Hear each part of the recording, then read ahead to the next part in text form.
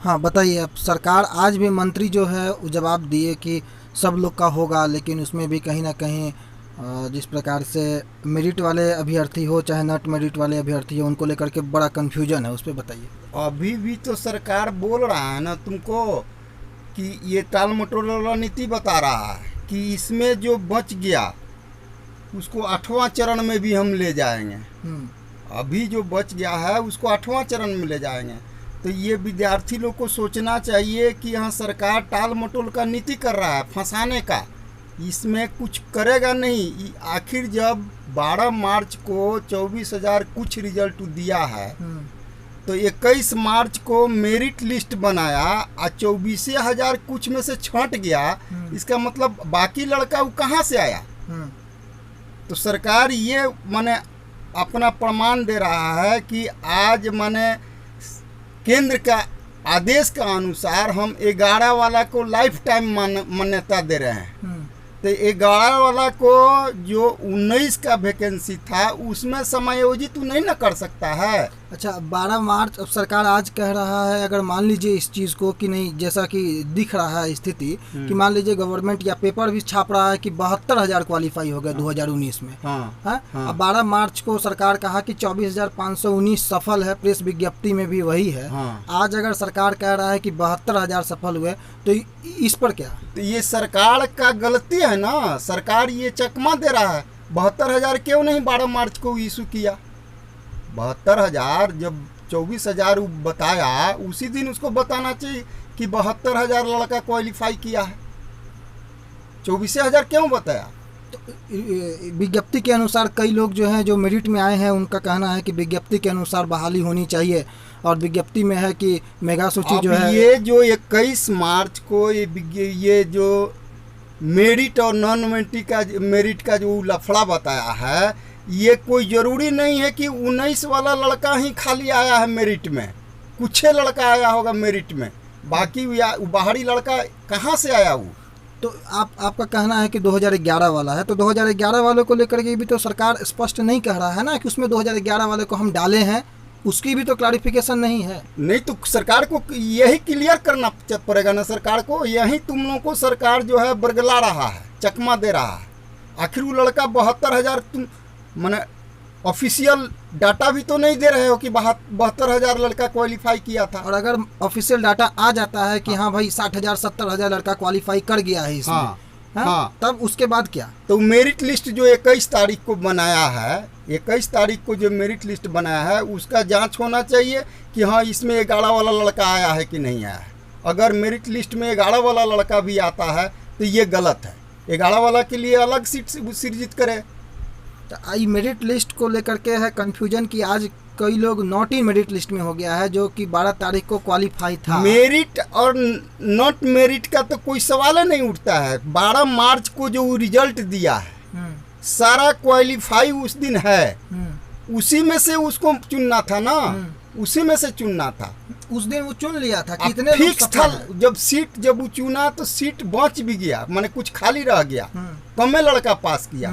तो आज ये लड़का जो 19 का जो लड़का है वो छंट कैसे गया?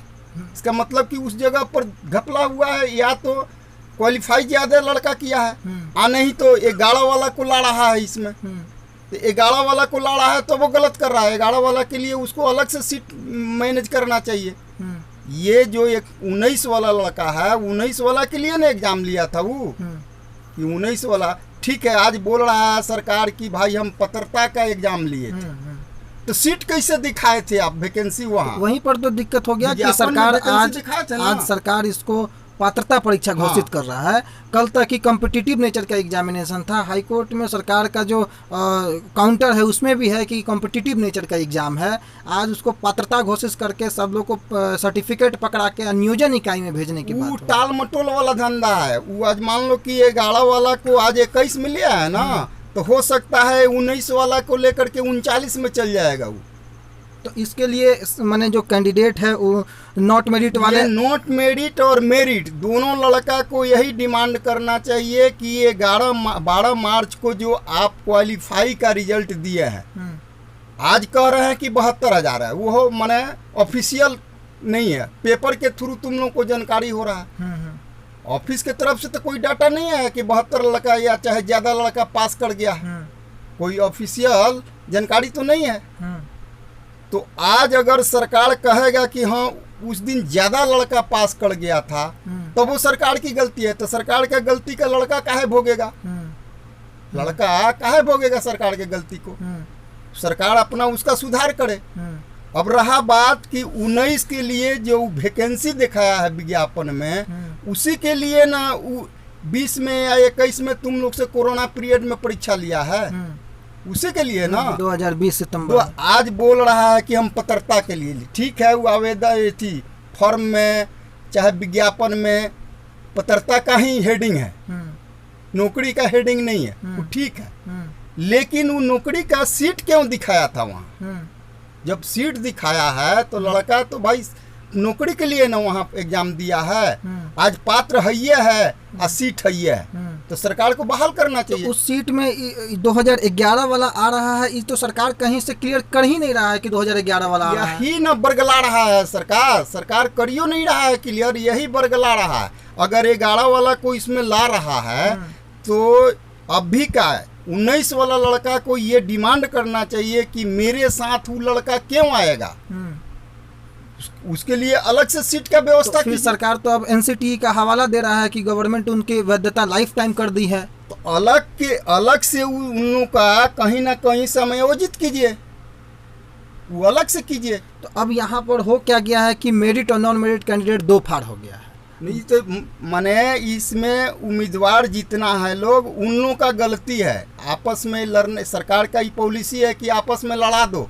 सरकार ये सोच करके रखा है कि नौकरी नहीं देना है, किसी को नौकरी नहीं देना है, आपस में उलझा के रख देना है। कोर्ट का मैटर बता करके कि भाई कोर्ट में हम तो देना चाह रहे हैं लेकिन अब आप ही लोग कोर्ट में चल गए हैं तो हम क्या करें। सरकार कोर्ट में जाने से सरकार का पक्ष ही मजबूत होता है कभी भी। तो आज मतलब डिमांड क्या होना चाहिए लड़कों का, जो चाहे मेरिट में हो चाहे नॉट मेरिट में हो? दोनों का डिमांड यही होना चाहिए कि आप ऑफिशियल डाटा निकालिए कि कितना लड़का क्वालिफाई किया है और उसके अनुसार अगर आपके पास सृजित सीट नहीं है तो सीट सृजित कीजिए अलग से कैबिनेट के द्वारा। अगर पहले से सृजित सीट है और उसमें ये सारा लड़का अगर समाहित हो जाता है तो सारा लड़का को नियुक्ति कीजिए, और नहीं तो आप जो लड़का लोग के साथ धोखा कर रहे हैं उसका परिणाम भुगतने के लिए तैयार रहिए। तो इसमें तो सरकार अब शैक्षणिक योग्यता के आधार पर जो है मेरिट लिस्ट बनाने का बात कर रहा है कि नियोजन इकाई में जाइए, आपको एकेडमिक मार्क्स के आधार पर अब होगा। कोई ऑफिशियल डाटा निकालेंगे ना। अभी तो माने सरकार का मौखिक है ना सुन रहा है। नहीं, ये जो अधिसूचना आया परसों, उस अधिसूचना में लिखा हुआ है कि अब मेरिट नॉट मेरिट एक हो गया। अब जो है अब नियमावली के थ्रू वैकेंसी होगा। अधिसूचना तुम लोगों को मिला है? हाँ, अधिसूचना है हमारे पास जो ऑफिशियल है लेटर। हाँ, माने जैसे कि अब शैक्षणिक के आधार पर होगा। हाँ, तो आप मेरिट लिस्ट इसके पहले जो मेरिट लिस्ट दिखाए थे आज जो नोटिफिकेशन का कई लोग जो आज मेरिट लिस्ट में है वो नोटिफिकेशन का बात कर रहे हैं कि तो नोटिफिकेशन में तो ये भी लिखा हुआ था कि सीट के अकॉर्डिंग रिजल्ट आना चाहिए, और अगर सीट के अकॉर्डिंग आया होगा 12 मार्च को तो फिर 21 जून को लोग बाहर कैसे हुए? सरकार अभी तुम लोग को इतना समझ में नहीं आ रहा है। सरकार बार बार वो जो महासचिव जो है ना, प्रधान सचिव जो है बार बार पूछ रहा है, कई गो विद्यार्थी से पूछा है ना कि आप एग्जाम क्या चीज का दिए थे। तो यहाँ उसके पूछने का भाव समझो कि तुमको कहाँ फंसाना चाह रहा है सरकार। आप एग्जाम क्या चीज के दिए थे? पात्रता परीक्षा था वो। तो आप नौकरी का डिमांड अभी कैसे कर सकते हैं? उसके कहने माने कह नहीं रहा है लेकिन भाव वही है, माने इनडायरेक्ट रूप से उसका भाव वही है कि आप अभी नौकरी के लिए कैसे दबाव दे सकते हैं।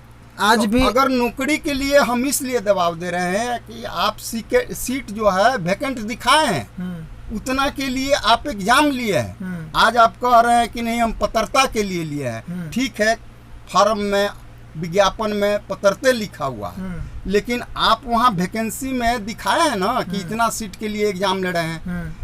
12 मार्च को रिजल्ट दिखा है, उसमें भी बोल रहे हैं कि 37,000 कुछ सीट है, जिसमें 30,000 कुछ विद्यार्थी मैंने पास किया है टोटल मिला के सारे फैकल्टी का 21 जून तक का जो 21 जून को आप बोल चुके हैं कि सारे फैकल्टी का मिलाकर के इतना है।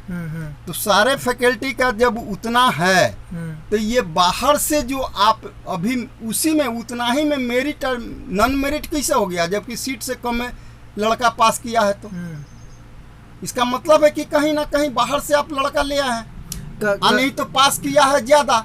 हाँ, तो पास किया है ज्यादा। हाँ। तो अभी भी जैसा कि जो स्थिति दिख रहा है कि कई हजार लोग बाहर हो गया और 30,000 लोग मेरिट में भी है। तो जाहिर सा बात है कि सीट से ज्यादा लोग पास किया है, इसमें तो कहीं तो नहीं सीट से ज्यादा लोग पास किया है, सरकार वहाँ शो नहीं कर रहा है। हाँ, ठीक ना। और नहीं तो बाहरी 11 वाला लड़का को इसमें ला रहा है। तो इसमें आज के डेट में अब अभ्यर्थी परेशान है, जो नॉट अभ्यर्थी आज जो है उसका यही डिमांड होना चाहिए सरकार से कि ये 11 वाला को हम लोग के साथ में क्यों एडजस्ट कर रहे हैं आप, उसके लिए अलग से व्यवस्था उसका कीजिए।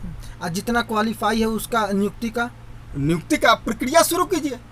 जो लोग क्वालिफाई है सरकार सबको नियुक्त करे। हाँ, जो मैंने 12 मार्च को जो रिजल्ट दिया है वो जितना क्वालिफाई है सरकार अपने मन उसका क्या नियम है, प्रक्रिया जो भी प्रक्रिया है नियुक्ति का, जिस प्रक्रिया के हिसाब से जो पहले से प्रक्रिया को एगो निश्चित होगा ना भाई, उस प्रक्रिया के अनुसार आप उसमें नियुक्ति कीजिए। और अगर सरकार बोले कि नहीं भाई तो 37,000 पोस्ट है और क्वालिफाई 60,000 हो गया तो हम कैसे 60,000 को कर देंगे?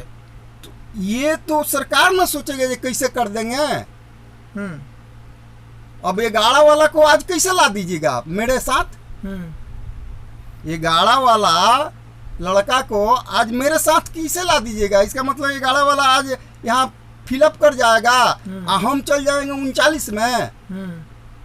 लड़का लोग को ये डिमांड रखना चाहिए कि हम लोग 39 में नहीं ना चल जाएंगे। आज भी जब पत्रकार के माध्यम से पूछा गया कि 11 वाला का एग्जैक्ट डाटा कितना है तो गोल गोल घुमा दिया गया। बरगला रहा है सरकार को नौकरी देने का इरादा नहीं है, वो किसी तरह चाह रहा है कि आपस में लड़का लोग उलझ जाए, कोर्ट में चल जाए, हमारा आधार हो जाएगा भाई कि कोर्ट में चल गया है तो हम क्या करें, जब तक कोर्ट निर्णय नहीं देगा तब तक हम क्या करें। सरकार का मेन नीति यही है, काहे कि प्रधान सचिव जो है ना वो कई लड़का से हम सुने हैं तुम लोगों को वीडियो में कि कई लड़का से पूछा है कि आप एग्जाम क्या चीज़ दिए थे, ये पूछने का भाव उसका जो है तुम लोग नहीं समझ रहे हो। उसका पूछने का भाव है कि आप पात्रता के लिए आपसे एग्जाम लिया गया है, आप नौकरी अभी कैसे मांग रहे हैं? तो ये चीज तो वो जब फंस रहे हैं तब ना इस चीज को लागू कर रहे हैं। ये चीज मान लीजिए, लेकिन मौखिक रूप से सारे लड़का को वो आश्वासन दे रखे हैं। मौखिक रूप से 12 मार्च से लेकर के 21 तक वो आज तक भी वो आश्वासन दे रहा है कि सबको हम कर लेंगे। आज शिक्षा मंत्री बोला है ना कि आज जो बच जाएगा उसको 8वां चरण में ले जाएंगे। तो इसका मतलब कि भाई 8वां चरण तुम 21 में नहीं अगर तुम करते हो, बल 21 में आज मान लो कि आज बीएड वाला के लिए अगर 21 में जो बीएड करेगा वो लड़का अगर आज एग्जाम ले देगा और फिर 8वां चरण में वो भी पहुंच जाएगा तो फिर यही लफड़ा होगा, तो लटका रहो तू लोग। इसलिए सरकार से एक ही बात पर डटे रहो तू लोग कि 12 मार्च को जो आप क्वालिफाई किए हैं उसमें नॉन क्वालिफाई और क्वालिफाई कैसे हो गया, जब उतना ही सीटें था और जो वैकेंसी है उससे कम लड़का पास किया है, तो उसी में पास किया हुआ लड़का नॉन मेरिट में कैसे आ गया? इसका मतलब है कि या तो आप रिजल्ट ज्यादा हुआ है आप बताए नहीं है, और नहीं तो 11 वाला लड़का को इसमें ला रहे हैं। दुए गो ना कारण हो सकता है। तो सरकार को बताना पड़ेगा 11 वाला लड़का इसमें कैसे लाइएगा आप, 11 वाला लड़का के लिए अलग व्यवस्था कीजिए।